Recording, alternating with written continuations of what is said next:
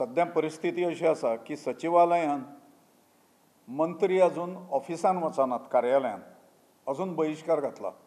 कारभार गेले 10 महिने विस्कळीत आसा गोंयचो आणि म्हणून गोवा सुरक्षा मंच मागणी करता की गोंयच्या जनतेक न्याय दिवपा खातीर हे आजारी सरकार जें आसा, सीक गव्हर्मेंट जें आसा, हें ताबडतोब विसर्जीत करचें आणि मध्यावधी निवडणुको घेवच्यो।